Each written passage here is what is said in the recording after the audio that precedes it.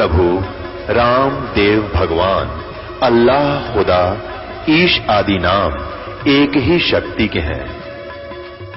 वो कैसा है, कहां है, कैसे मिलता है, किसने देखा है?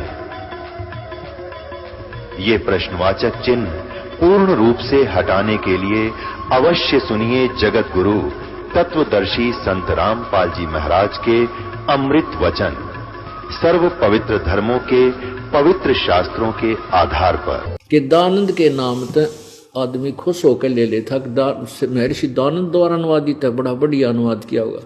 और महर्षि दानंद तो सारा गोबर बना रखा है इस वेदों का। जहां इसने अनुवाद किया कति सर्वनाश कर रखा है उसका, कोई ठीक से अनुवाद किया ही नहीं। बल्कि ये जो अनुवाद इन्होंने किया है ये कुछ हद तक ठीक है। अब यहां देखिएगा इसी वेद में जो पहले आपको दिखाया है ऋग्वेद 9 से 10 मंडल, प्रकाशक सार्वदेशीय कार्य प्रतिनिधि सभा, महर्षि दानंद भवन, रामलीला मैदान, नई दिल्ली से। अब इसमें ये देखेंगे कि परमात्मा आता है, अपने भक्तों को मिलता है, श्रेष्ठ आत्माओं को मिलता है। ये देखिए ऋग्वेद मंडल नंबर 9 सूक्त 86 के प्रश्न नंबर मंत्र नंबर 26 और 27 में आपको दिखाते हैं। ऋग्वेद मंडल नंबर 9 सूक्त 86 ये 26 इसका मंत्र है। यज्ञ करने वाले यजमानों के लिए परमात्मा सब रास्तों को सुगम करता हुआ, यज्ञ माने साधना, भक्ति करने वालों के लिए, भक्तों के सुगम करता हुआ रास्तों को, सब रास्तों को सुगम करता हुआ, उनके विघ्नों को मर्दन करता हुआ, उनकी मुसीबतों को खत्म करता है और उनको पवित्र करता हुआ और अपने रूप को सरल करता हुआ। क्योंकि परमात्मा का वास्तविक रूप तो ऐसा है कि हम देख नहीं सकते चरम दृष्टि से। उसको हल्के तेज पुंज का करके धारण करके वह कांतिमान परमात्मा। अब देखो इन्होंने कबीर, ये कबीर शब्द है, ये देखिएगा, ये कबीर अत्य ये कबीर शब्द है। हम इसको कबीर बोल देते हैं, कबीर।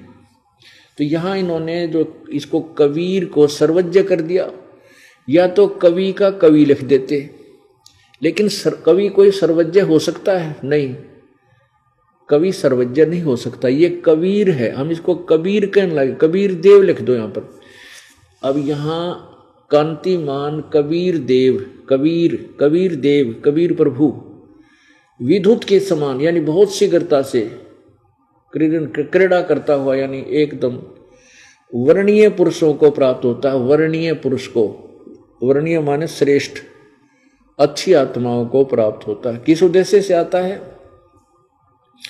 प्रेम, ये 27 में, प्रेम की सैकड़ों धाराएं जो नाना रूप में सतिथि को लाभ कर रही हैं, वे परमात्मा को प्राप्त होती हैं। इसका अर्थ कुछ और है, फिर भी वो प्रकाश पुंज परमात्मा को, प्रकाश पुंज तो निराकार के कुरा जो प्रकाश का समूह है, परमात्मा को बुद्धि वृत्तियां विषय करती हैं। जो परमात्मा धूलोक के तीसरे पृष्ठ पर विराजमान है। एक देशीय हो गया, ये दानंद जैसे ज्ञानहीन ने अपने सत्यार प्रकाश में लिख रखा है, परमात्मा एक देशीय नहीं है, वो तो सर्वव्यापक है, कण कण में व्यापक है, वो निराकार है। और वेदों में ऐसा लिखा है, वेदों की आड़ लेकर कोरी झूठ बोल रखी सत्यार्थ प्रकाश में। अब ये एक देशीय वेद ही सिद्ध कर रहे हैं कि वो तीसरे धूलोक के, धूलोक माने उस सत्यलोक में तीसरे भाग पर, बताओ, तीसरे पृष्ठ पर, पृष्ठ माने भाग पर, तीसरे भाग में वो विराजमान है, एक देशी है, बैठा है। अब इससे ये सिद्ध हो गया कि वो परमात्मा सतलोक में रहता है। अब पुण्यात्माओं, कबीर परमेश्वर जी की महिमा चारों वेद गा रहे हैं, और यही कबीर परमात्मा कहा करते कि वेद मेरा भेद है और मैं इन वेदन में नाही। इन चारों वेदों में मेरी पाने की विधि नहीं है, और जौन वेद से मैं मिलूं ये वेद जानते नहीं। जिस वेद से मेरी प्राप्ति हो सकती है चारों वेदों में, उसका वे ऑफ वर्शिप नहीं है, पूजा की विधि नहीं है। और परमात्मा की महिमा सारी वेद कबीर जी की विषयगार, जो लीलाएं कबीर जी ने आके की वो ना कृष्ण जी ने की, ना राम ने की, ना 9 अवतारों ने की, केवल वो वेद केवल कबीर जी के बारे में ही महिमा वही बता रहे हैं जो परमेश्वर ने 600 वर्ष पहले आकर लीला की थी। और फिर जिन जिन संतों को मिले उनको अपना गवाह बनाया, अपना एविडेंस दिला दी परमात्मा ने, गवाही दिवा दी उनसे कि कबीर परमात्मा है, ये वही भगवान है जो बनारस में 600 वर्ष पहले जुलाहे की भूमिका करके गया था। अब आगे देखो, परमात्मा मनुष्य सदृश है, ये और सिद्ध करेंगे। पुण्यात्माओं, परमात्मा का मिलना कोई कठिन को नहीं, बिल्कुल आसान है। अपना काम करते करते, अपना स्वाभाविक कर्म जिस जिसकी ड्यूटी भगवान ने जिसी दे रखी उसको करते हुए, मर्यादा में रहते हुए, बुराइयों से दूर रहते हुए और पूरी श्रद्धा भगवान में रखते हुए, गुरु जी की मर्यादा का पालन करते हुए भजन करते रहो, आपको भगवान मिलेगा, गारंटीड मिलेगा। आपकी जन्म मृत्यु छूट जाएगी, सदा के लिए आप सुखी हो जाओगे। हमें रास्ता ही नहीं मिला था अभी तक, रास्ता काल ने बताने ही नहीं दिया था, झूठ बुलवा रखी सारी नकली संतान भेज ब्याज के यहाँ पर। अब आपको दिखाते हैं ऋग्वेद मंडल नंबर 9 का सूक्त नंबर 82। इसमें आप देखिएगा, ये वही वेद है। ऋग्वेद मंडल नंबर 9 सूक्त 82, सूक्त 82, मंडल नंबर 9 सूक्त 82 पे इसका मंत्र नंबर, ये 82 यहां से प्रारंभ होता है। ये दवी सितस मत्य सुकम, यानी ये 82 माह है। यहां देखिएगा, इसका प्रथम मंत्र में कहा है कि जो सर्वोत्पादक प्रभु प्रकाश रूप गुणों सद्गुणों की वृष्टि करने वाला, पाप के हरण करने वाला, कबीर अंगारी पाप करने वाला है, वह है राजेव। संस्कृत देखो, राजेव बने राजा के समान, राजेव राजा की तरह, राजा के समान। ये देखो ऊपर 269 पृष्ठ, ये 270 पर आगे से, राजा के समान दर्शनीय है। दसम, राजा के समान दसम दर्शनीय है, देखण जोगा, तो निराकार कैसे रहा।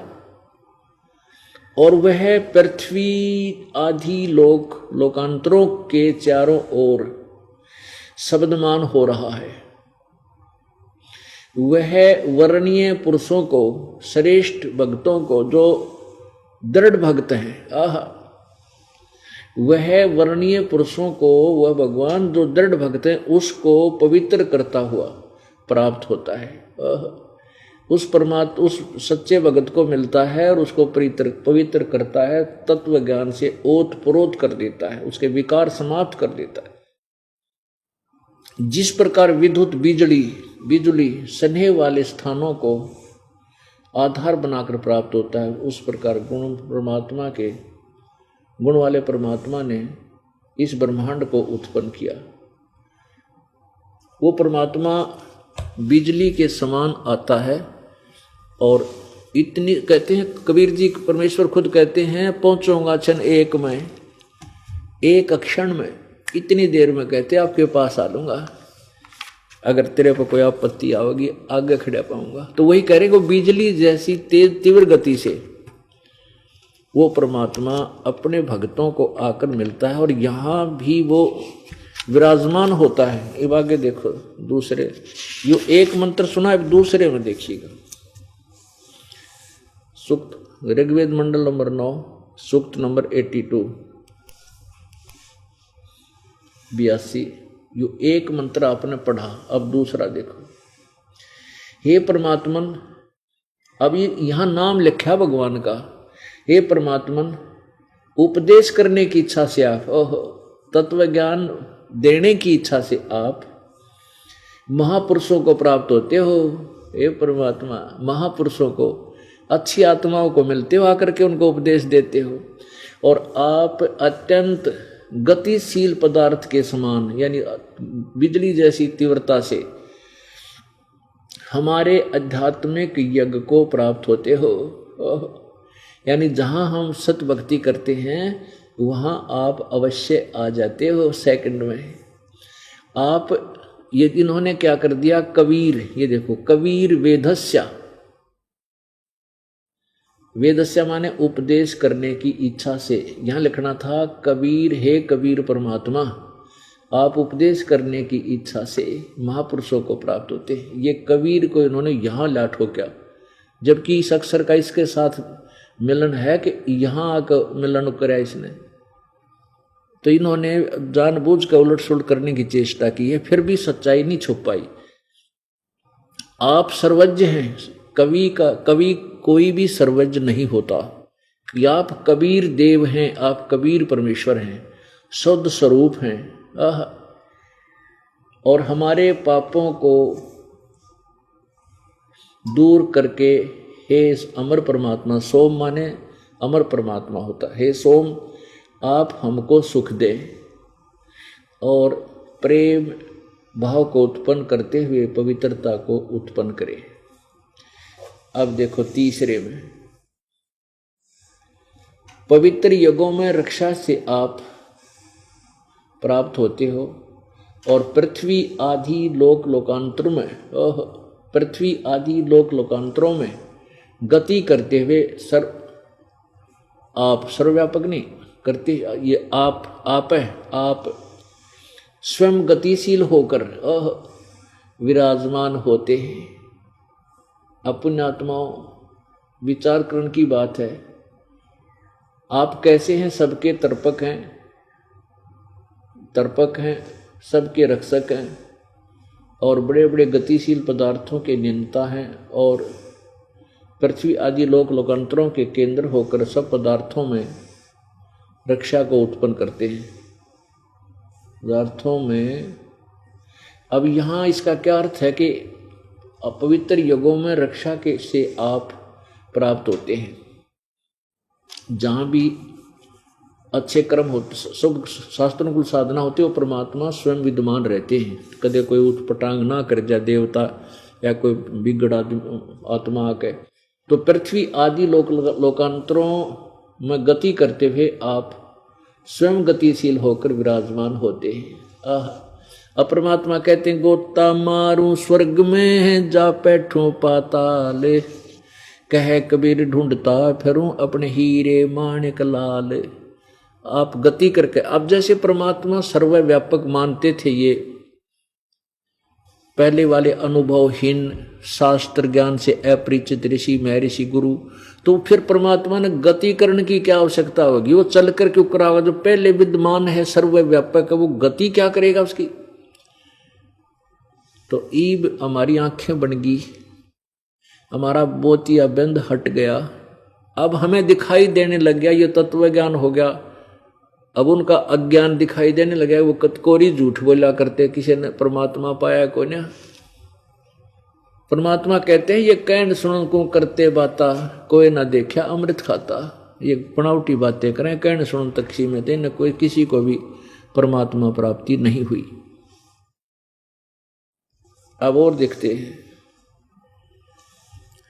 अब परमेश्वर साकार है। अब आपको यजुर्वेद में प्रमाण करते हैं, बहुत ही बिल्कुल आसान कर दिया वेदों ने के ज्ञान के परमात्मा सशरीर है और मनुष्य जैसा है, मनुष्यवत अग्नि। अब देखिए पवित्र यजुर्वेद इसका अनुवादक महर्षि दयानंद सरस्वती है। और ये कहां से प्रकाशित है?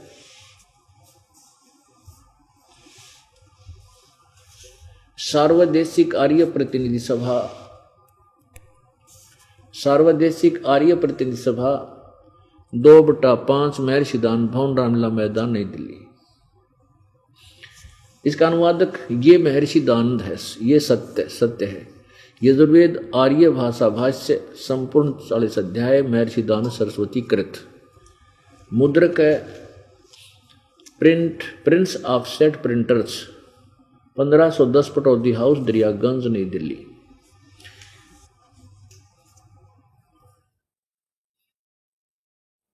अध्याय नंबर 18 के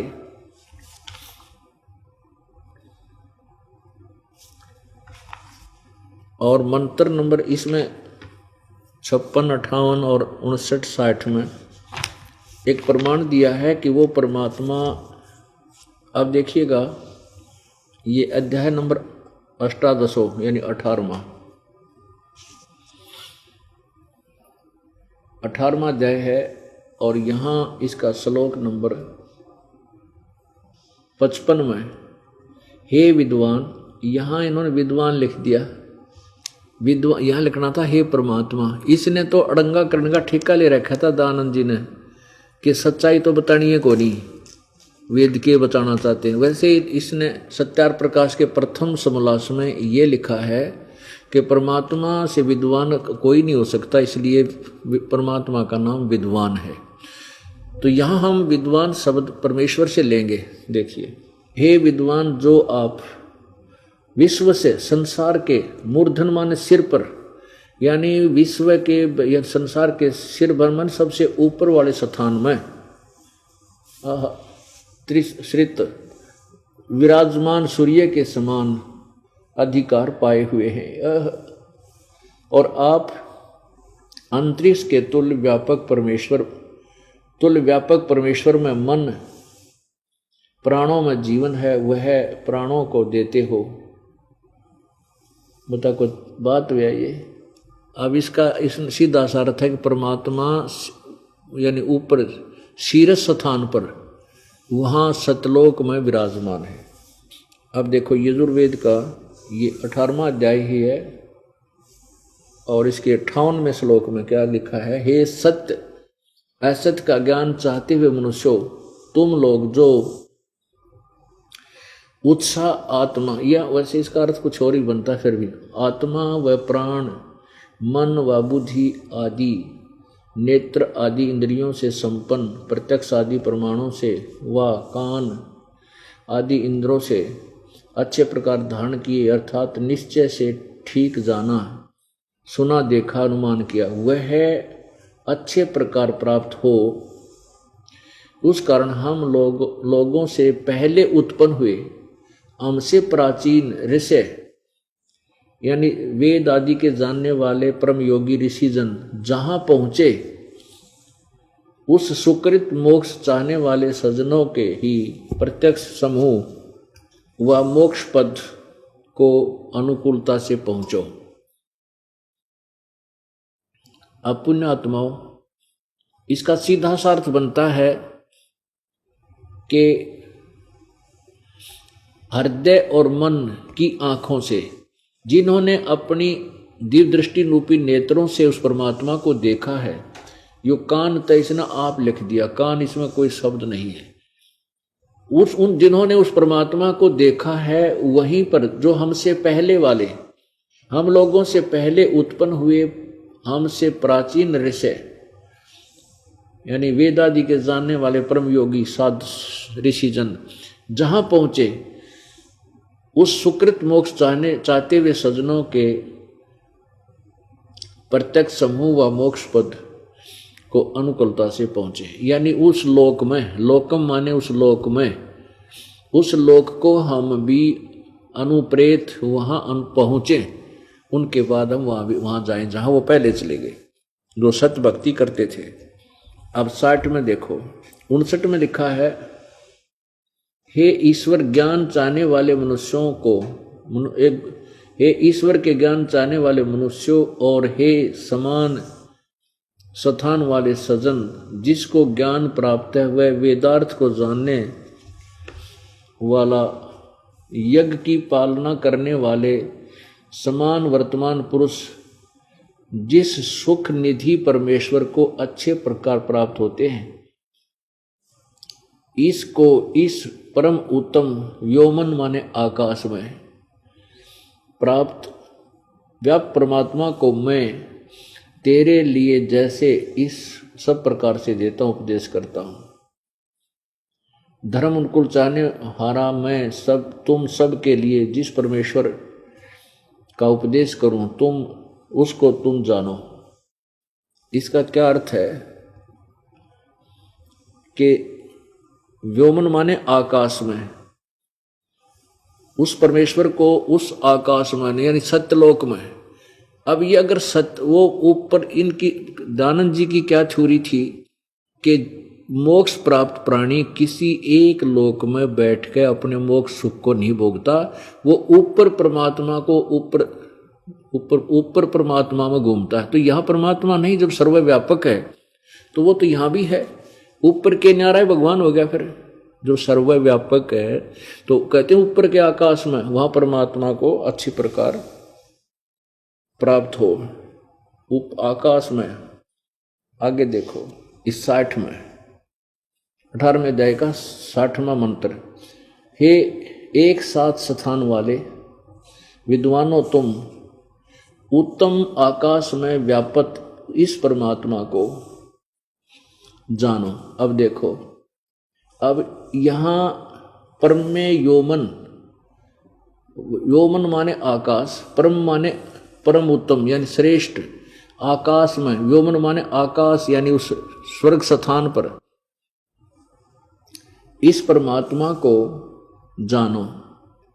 इसके व्यापक रूप, व्यापक नहीं अस्य रूपम, इसके सत्य रूप को, स्वरूप को जानो। इसका मतलब साकार है परमात्मा। जिस सच्चिदानंद लक्षण परमेश्वर को धार्मिक विद्वानों के मार्गों से पुरुष अच्छे प्रकार प्राप्त होते हैं, उस भगवान को मिलते हैं, पर अच्छे प्रकार प्राप्त होवे, इस परमेश्वर के लिए वेदोक्त यज्ञादि कर्म और उसके साधक सत्कर्म समार्थ कर्म को प्रकाशित किया करो। अब ऋग्वेद मंडल नंबर 1 सूक्त नंबर 31 में और मंत्र नंबर 17 में स्पष्ट लिखा है मनुष्यवत अग्नि। ये दानंद महर्षि जी का ही अनुवाद है, लेकिन इस अनुवाद गलत किया है। ये देखिएगा, ऋग्वेद मंडल नंबर 1 इसी का अनुवाद है। ये कहाँ से प्रकाशित है? सार्वदेशिक कार्य प्रतिनिधि सभा 3/5 महर्षि दानंद भवन, रामलीला मैदान, नई दिल्ली। सूक्त नंबर 31 मंडल नंबर 1 और मंत्र नंबर 17, ये देखिएगा। ऋग्वेद मंडल नंबर 1 सूक्त 31 और मंत्र नंबर 17 में। अब हमने, क्योंकि अब शिक्षित समाज है, इसलिए हमने इनके द्वारा किए गई गपड़ चौथ भी देखनी पड़ेगी। उल्ट सुलट कर रखा है इन्होंने, ज्ञान तो था ही नहीं। अब यहाँ लिखा है मनुष्यवत अग्नि, इसको 2 भागों में बांटा है। अग्नि माने कुछ और कर दिया, यहाँ मनुष्यवत, ये है मनुष्यवत। इस दय को तय बना देते हैं ये जो अनुवाद संधि छेद करते इसमें। मनुष्यवत, इसका अर्थ है मनुष्यवत, और अग्नि माने परमेश्वर है ही, इसने मनुष्यवत तो यहाँ ले लिया। और अग्नि बेरानी कहाँ पट क्या हुआ, ठा के देखो, मनुष्यवत अग्नि, ये अग्नि यहाँ ले लिया। विद्याओं से सर्वत्र व्यापक सभाध्यक्ष आप, इसने अपनी सत्यार प्रकाशवाणी अधूरी सोच अज्ञान को के भगवान निराकार है सिद्ध करने के लिए वेदों के अर्थों का भी अनर्थ कर डाला। अग्नि माने परमेश्वर होता है, ये देखो इसने कैसा अज्ञान फैला दिया। अग्नि माने स्वयं कहता है परमेश्वर, और मनुष्यवत माने मनुष्य जैसे, अग्नि माने परमेश्वर, हे मनुष्य जैसे भगवान। अब देखो इस ऋग्वेद के प्रथम मंडल में ही इसने जब इसका अनुवाद प्रारंभ किया तो एक विशेष व्याख्या की है। ये देखिएगा, ये वही ऋग्वेद है। इसका यहां देखो, ये प्रारंभ है, प्रथम मंडल, प्रथम सूक्त और प्रथम ही मंत्र में अग्नि शब्द से प्रारंभ है। इसका विश्लेषण करते हुए इन्होंने यहां क्या लिखा है कि यहां अग्नि शब्द के दो अर्थ करने प्रमाण है कि इस ऋग्वेद के मंत्र से जाना जाता है कि एक सद्ब्रह्म के इंद्र आदि अनेक नाम हैं। इस यजुर्वेद के मंत्र से भी अग्नि आदि नामों करके सच्चिदानंद आदि लक्षण वाले ब्रह्म को जानना चाहिए। अग्नि माने ब्रह्म, परमात्मा इत्यादि सतपथ ब्राह्मणों के प्रमाणों से भी अग्नि शब्द ब्रह्म और आत्मा दोनों का अर्थवाची है। इस प्रमाण से भी अग्नि शब्द से प्रजा कर शब्द करके भौतिक और प्रजापति शब्द से ईश्वर का ग्रहण होता है। इस प्रमाण से सत्य आचरण के नियमों का जो यथावत पालन करना है सो ही व्रत कहता है। इस व्रत का पति परमेश्वर है। इस ऋग्वेद के प्रमाण से ज्ञान वाले तथा सर्वज्ञ प्रकाश करने वाले विशेषण से अग्नि शब्द करके ईश्वर का ग्रहण होता है। इन्होंने स्पष्ट किया है। वैसे अग्नि माने आग, तो बालक ने पूछ ले वो बता देगा। अग्नि माने परमेश्वर शब्द, यानी जो भी विशेषण है भाषा में वेदों में वो प्रभु का है। उसी प्रभु से ही वेदों से हमने अपनी अन्य पदार्थों के नाम रखे बाद में। तो वास्तव में अग्नि माने परमेश्वर है। देखो फिर इसी आधार से इन्होंने खुद भी अग्नि माने परमेश्वर अर्थ किया है। अब पहले में तो है, अब दूसरे में देखो मंत्र नंबर 2 मंडल नंबर 1 सूक्त नंबर 1 का मंत्र नंबर 2, इसमें अग्नि माने वह परमेश्वर स्वयं अर्थ किया स्वामी जी ने, दयानंद जी ने। अब मंत्र नंबर 3 में मंडल नंबर 1 सूक्त नंबर 1 मंत्र नंबर 3 में अग्निना अच्छी प्रकार ईश्वर की, अग्नि माने ईश्वर की, अग्निना ईश्वर की, अग्नि माने ईश्वर। और 4 में अग्नि माने हे परमेश्वर। 5 में लगातार, इसमें 9 मंत्र हैं, 9 में से 8 में अग्नि शब्द है, अग्नि माने परमेश्वर किया है। और यदि यहां और देखें ना जिसमें अग्नि शब्द नहीं है, इसमें क्या लिखा है, अग्नि होता कबीर करतु, अविनाशी आप से आप प्रकाशमान कवि करतु सर्वज्ञ हैं। परमाणु आदि पदार्थों के उत्तम जानने वाले, आगे देखियो कमाल है। और गुणों के गुण रच के दिखलाए हैं, सो सब विद्युत युक्त वेद का उपदेश करता है। और जिससे परमाणु आदि पदार्थों करके सृष्टि के उत्तम पदार्थों का दर्शन होता है वह है। अब कवि इन्होंने क्या किया है, ये देखो इसमें कबीर शब्द है। ये देखो यहां पर है, वह है कबीर करतु। इस कवि का इन्होंने क्या कर दिया, वही जो सारे यानी सृष्टि के उत्तम पदार्थों का दर्शन होता है वही कवि अर्थात सर्वज्ञ ईश्वर है। यहां लिख देना चाहिए कवि माने कबीर परमात्मा है। भौतिक अग्नि भी स्थूल और सूक्ष्म पदार्थों से कला युक्त होकर देश देशांतर में गमन करने वाला दिखलाया है, जिसका अति आश्चर्य रूपी श्रवण है वह परमेश्वर विद्वानों के साथ समागम करने से प्राप्त होता है, यानी विद्वानों से मिलने से होता है। अब आगे देखो,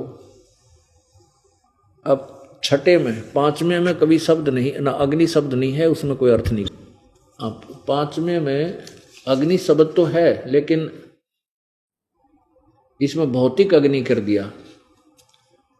अग्नि शब्द है इसमें, ये जैसे अग्निहोत्र, अग्निहोत्र कवि होता कवि करतु, तो इसमें परमात्मा अग्नि का अर्थ है परमात्मा और भौतिक अग्नि दोनों लिख दिया। अब इसमें 6 में क्या किया है, अग्नि माने परमेश्वर, अग्नि माने परमेश्वर। 7वें में फिर अग्नि माने परमेश्वर, सबके उपासना योग अग्नि माने परमेश्वर। और 8वें में 9वें में 8वें में नहीं, अग्नि माने ज्ञान स्वरूप परमेश्वर। ये 9 मंत्र हैं पहले ही सूक्त में। ऋग्वेद मंडल नंबर 1 के सूक्त नंबर 1 में, मंडल नंबर 1 के सूक्त नंबर 1 में 9 मंत्र हैं और 9 में से 7 में दयानंद जी ने अग्नि माने परमेश्वर अर्थ किया है और स्पष्ट ये भी कहा है कि जहां भी अग्नि शब्द हो उसको परमेश्वर मानना चाहिए। और उन्हीं के आधार से इस महर्षि, कथित महर्षि दयानंद के आधार से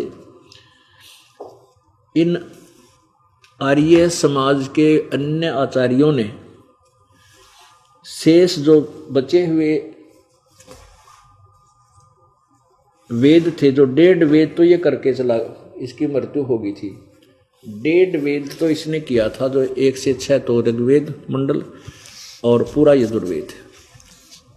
उसके बाद शेष वेद जो इन्होंने अनुवादित किया, तो इसको मद्देनजर रखते हुए इसकी दयानंद जी के द्वारा दी गई गाइडलाइनों को आधार बनाकर वेदों का अनुवाद किया। उन्होंने भी अग्नि माने परमेश्वर शब्द किया है। ये देखिएगा, ये यजुर्वेद और सामवेद है,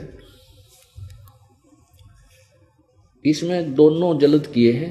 यजुर्वेद महर्षि दयानंद द्वारा अनुवादित है और सामवेद ये अन्य एक और आर्य समाजी आचार्य ने इसका अनुवाद किया है। ये कहाँ से प्रकाशित, ये देखना पड़ेगा।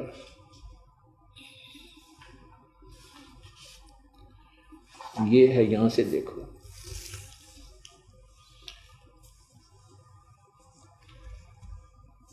प्रधान कार्यालय दयानंद संस्थान, वेद मंदिर, महात्मा वेद भिक्षु सेवाश्रम, मुखमेलपुर, दिल्ली। दयानंद संस्थान नई दिल्ली का प्रकाशन। इसके प्रकाशक हैं पंडिता राकेश रानी, अध्यक्ष दयानंद संस्थान, आर्य समाज मार्ग, करोल बाग, नई दिल्ली। दूरभाष इतनी थे। इसमें श्याम वेद का अनुवाद किया है इस महापुरुष ने। और देखिएगा कितना कमाल किया है। श्यामवेद भाषा भाष्यम। अग्नि माने हे ईश्वर, अग्नि माने हे परमेश्वर, अग्नि माने ईश्वर को, अग्नि माने परमेश्वर, अग्नि माने हे ईश्वर, अग्नि माने हे ईश्वर, अग्नि माने हे परमेश्वर, अग्नि माने हे ईश्वर, अग्नि माने हे परमेश्वर, अग्नि माने हे परमेश्वर, अग्नि माने हे परमेश्वर, अग्नि माने हे परमेश्वर। यानी आगे भी जहां भी देखा उड़े अग्नि माने परमेश्वर, अग्नि माने परमेश्वर, ये गिनती नहीं हो। और इस दयानंद जी ने तो ठेका ले रखा था इस समाज को बर्बाद करने का, काल से ठेका लेकर आया था यो कि सच्ची तो कहनी है को नहीं। संस्कृत ज्यादा जाने था, व्याकरण का ज्ञाता था, बस इसी से प्रभावित होकर ये भोली आत्मा इसके ऊपर आसक्त हो गया। इसके ऐसा विद्वान नहीं। एक भाषा के जान लेने से इंसान विद्वान नहीं बनता। तत्व ज्ञान अलग होता है, वो चाहे सिंपल लैंग्वेज में हो चाहे अपनी मातृभाषा में हो, वो ज्ञान ठीक होना चाहिए, तो वही उत्तम होता है। अब यहाँ हम इसको करते हैं अग्निवत परमेश्वर, हे अग्नि ए मनुष्यवत अग्नि। अब हम 31 में के 70वें अब श्लोक को ईब छोड़ जावांगे। ये देखो, अब पुण्यात्माओं ये देखिएगा, अब बहुत आसानी से समझ में आ जाएगा ये सारा। ऋग्वेद मंडल नंबर 1 सूक्त नंबर 31, इसमें लिखा है कि मनुष्यवत अग्नि। इन्होंने इस मनुष्यवत का संधि छेद ऐसा किया, मनुष्यवत, मनुष्य के आने जाने के समान, आने जाने नहीं, मनुष्य के समान। अग्नि माने परमेश्वर, अग्नि माने विद्याओं के सर्वत्र व्यापक सभाध्यक्ष। तरह गजब है। सभाध्यक्ष का क्या मतलब था? परमात्मा के विषय में जानकारी आ रही है। हे मनुष्यवत अग्नि। अब इसका अर्थ क्या बनता है? हे मनुष्य जैसे देहधारी परमात्मा। अब देखिएगा, इस दास ने इसका अनुवाद किया है। ये वही ऋग्वेद मंडल नंबर 1 का सूक्त नंबर 31 मंत्र नंबर 17 है। ये मनुष्यवत अग्नि, इसके संधि छेद ऐसे है, मनुष्यवत अग्नि, अंगीरसवत अंगीरह है, ययातिवत सदने, पूर्वत सूचे अच्छ आया, वह दैव्यम जन्म आसाद्य बहिर्षि यक्षी च प्रियम।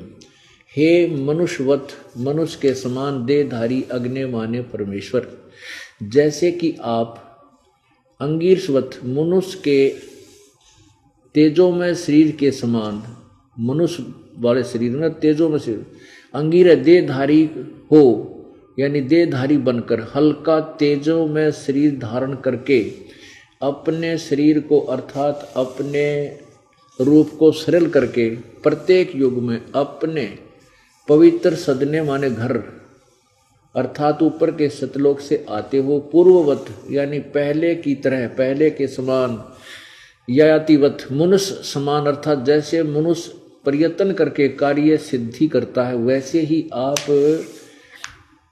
मनुष्य के समान कार्य करते हो, जैसे जुलाया बनकर दान का काम करया। हे प्यारे परमेश्वर, हमें अच्छी प्रकार प्राप्त होजिए तथा प्राप्त कीजिए अर्थात हमें शरण में लीजिए। इस काल लोक से बहिर्षि बाहर सतलोक में अपने जन को, अपनी प्यारी आत्मा को अर्थात अपने भगत को देव स्वरूप अर्थात अच्छी आत्माओं में असाध्य स्थायी रूप से प्रतिष्ठित कीजिए। अब ये यही प्रमाण यजुर्वेद 31 के 18 में लिखा है कि परमात्मा सूर्य के समान प्रकाशमान है। आदि आदि इससे 2 बातें सिद्ध होगी, 3 बातें सिद्ध होगी कि परमात्मा मनुष्य दृश्य है, मनुष्य जैसा देहधारी है, वो सह शरीर है। अब मनुष्य जैसा भी हो गया, पहले तो हम ये दास आपको अग्ने तनुरसी विष्णुवे तवा सोमस्य तनुरसी यजुर्वेद मंत्र नंबर 5 के अध्याय नंबर 5 के मंत्र 1 को बार बार बताया करते, उससे सिद्ध किया करते परमात्मा सह शरीर है और वो 2 शरीरों में है। एक तो तेजों में शरीर ऊपर है, हल्का तेज पुंज का शरीर यहाँ तीनों लोकों में प्रवेश करके सबका धारण पोषण करने के लिए भी परमात्मा का वो अन्य शरीर है।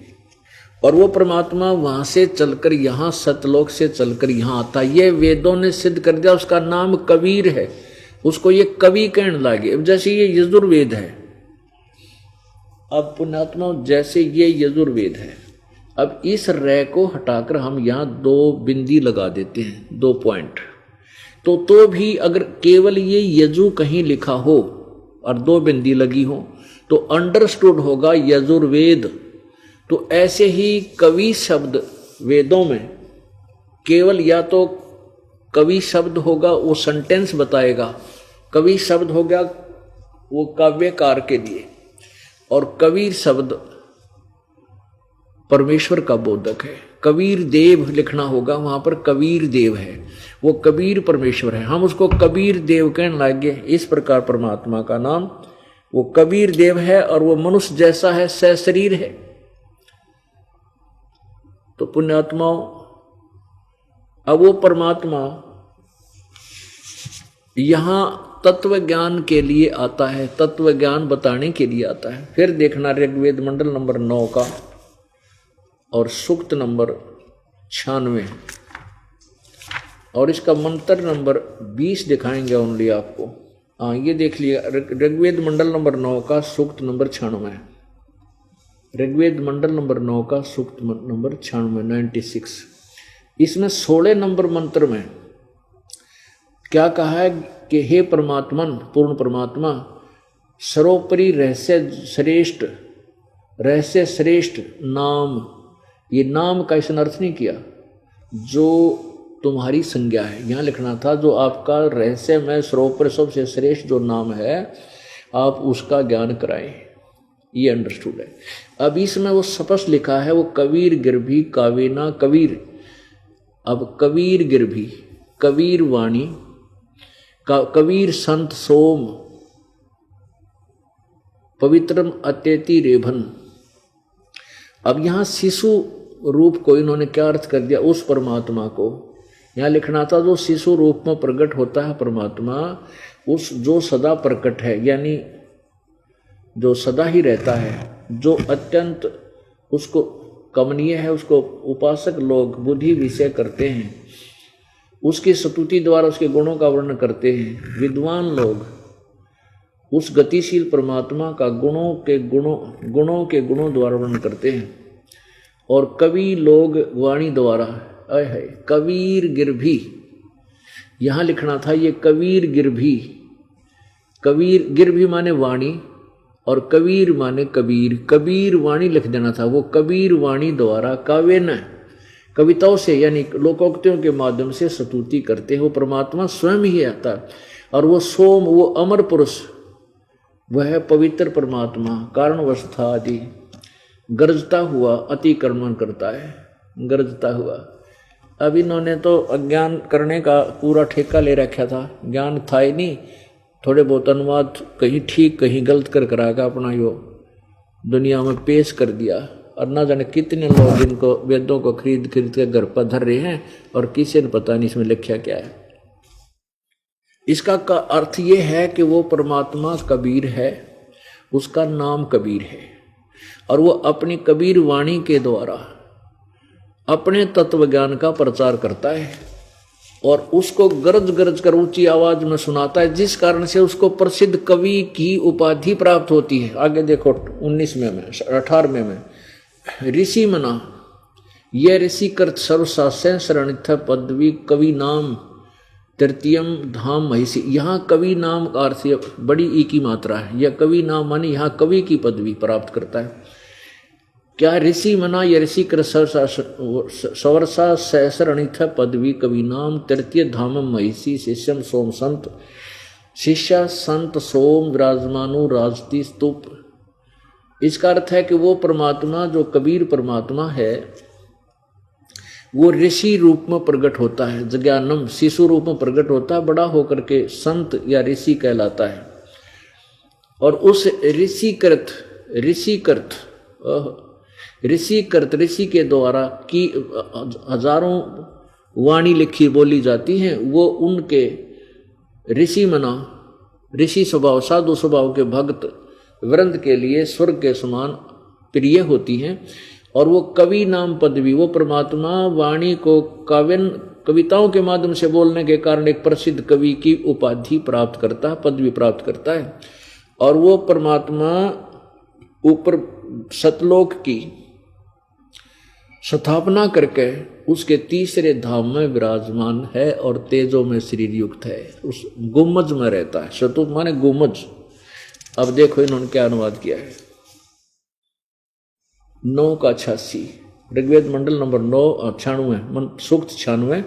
अब मंत्र नंबर 18 आपको इन्हीं का अनुवाद दिखाया है। सोम स्वरूप परमात्मा, सोम माने अमर, अमर परमात्मा पालन की इच्छा करता हुआ जो महान परमात्मा तृतीयम धाम, सीधा अर्थ है तृतीयम धाम, देवान या पितृ इन दोनों से पृथक, यहाँ तीसरा जो मुक्ति धाम है उसमें विराजमान है।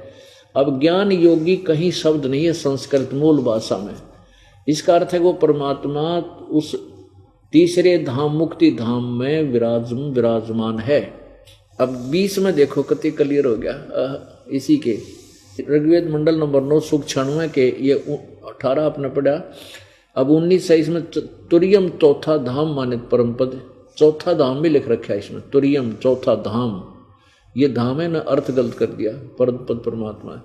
ये चौथे धाम ये ऊपर के लोकों में के विषय में है, जो सबसे पहला वो अकय लोक उसके भी। अब 20 में क्लियर कर दिया, वह परमात्मा वो कबीर परमात्मा जिस प्रकार एक संघ को, एक बहुत बड़े संघ माने समुदाय को उसका सेनापति प्राप्त होता है, उसी प्रकार यानी एक बहुत बड़े जन समूह का वो मुखिया गुरु रूप में होता है।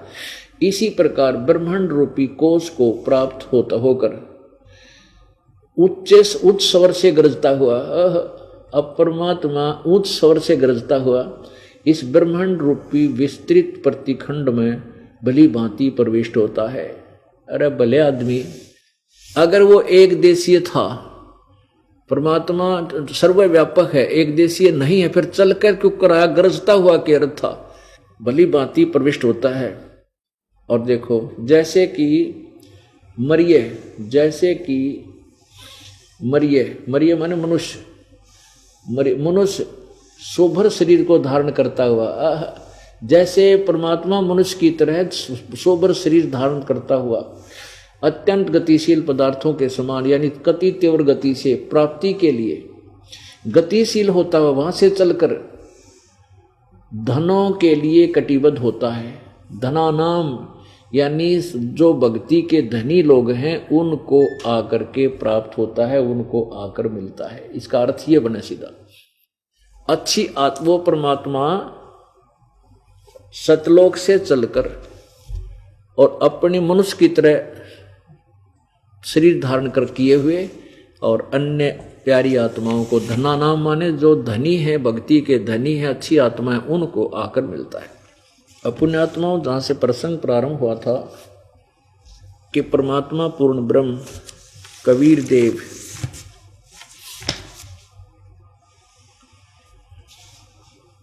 अपने तत्व ज्ञान को स्वयं ही आकर बताता है, और वो परमेश्वर उन अज्ञानी ऋषियों, महर्षियों, संतों, गुरुओं या अन्य धर्म के जो उसमें काजी और मुल्ला थे, उनको उनके अज्ञान का पर्दाफाश करता है, जिस कारण से वो सभी परमात्मा के विरोधी बन जाते हैं और ये कहने लग जाते हैं कि कबीर परमात्मा अशिक्षित है, अज्ञानी है, इसकी बातों में मत आना, ये संस्कृत को पढ़ा नहीं है, ये क्या जाने वेदों और सदग्रंथों के बारे में। पुण्यात्माओं, उस परमेश्वर ने अपनी प्यारी आत्माओं से कहा था कि अभी तुम इस भेद को मत बताना किसी को, और मेरे गवाह रूप में तुम प्रमाण करके अपनी अमृतवाणी छोड़ो और चलो वहां सतलोक में। जब समय आएगा बिचली पीढ़ी का,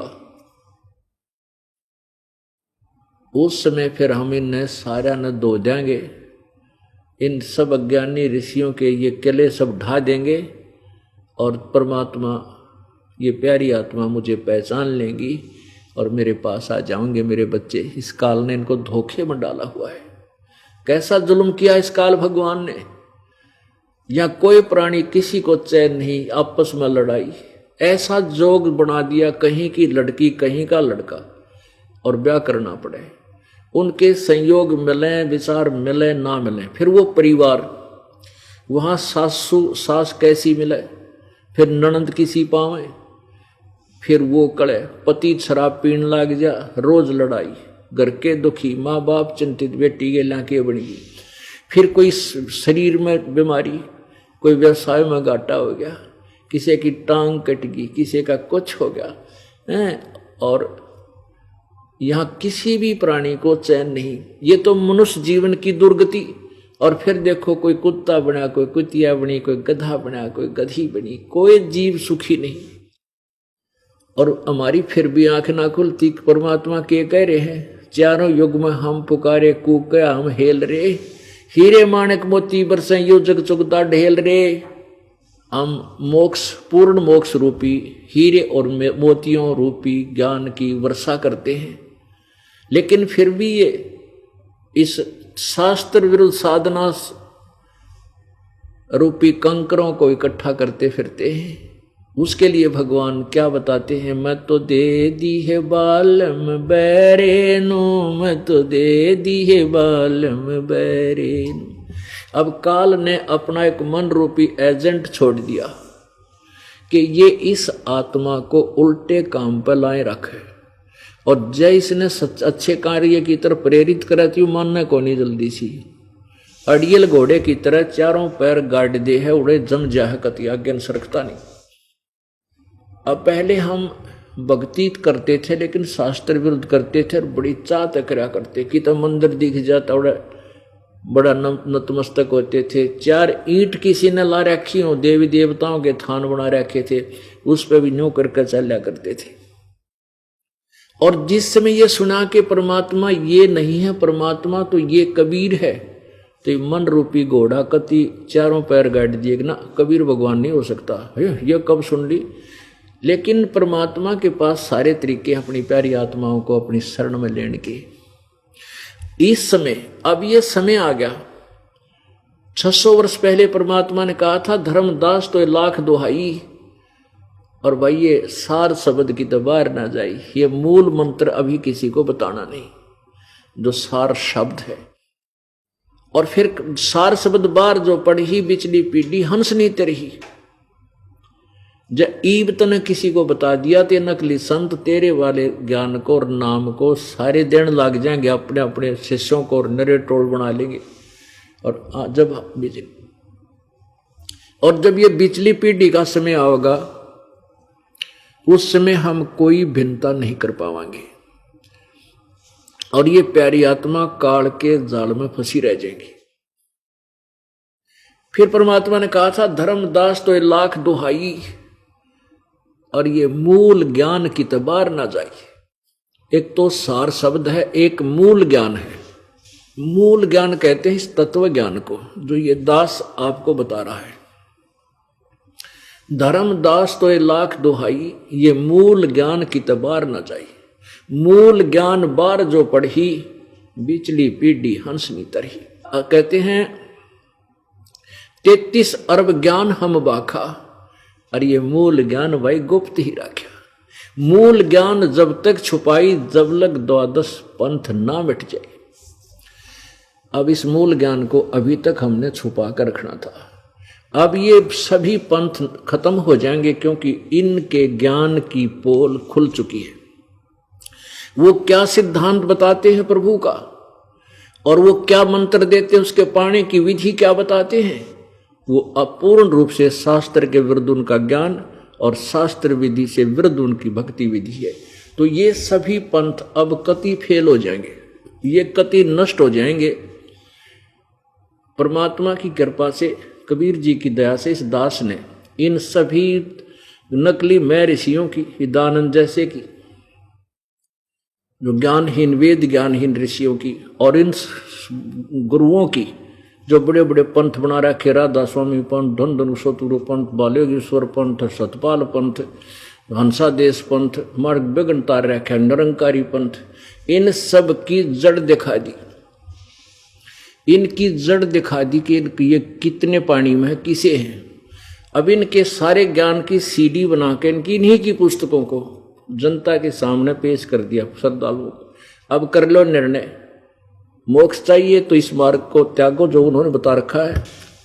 अपुण्यात्मा, पहले हम जब छोटे बालक थे, वैसे तो सभी बच्चों के साथ ऐसे होता है, तो वो क्या करते थे, किसान परिवार में जन्म होने करके खेतों में ज्यादा रहते थे। वर्षा के दिनों में जैसे आम के पेड़ होते थे, उनसे फल खाते थे, वो वहां गुठलियां गिर जाती थी, और वो आम के पौधे इतने प्यारे लगा कर छोटे छोटे और जगह जगह उग जाते थे। तो हम उनको निकाल कर उनको वहां से निकाल के और दूसरे स्थान पर दूसरे खेतों में लगा दिया करते थे। बालक ने लगे रहते अपना काम। जब किसी पौधे की जड़ें मिट्टी से बाहर निकल जाती तो यूं क्या करते कि भाई इसकी जड़ तो राम ने देख ली, जब उगे को नहीं सूखेगा,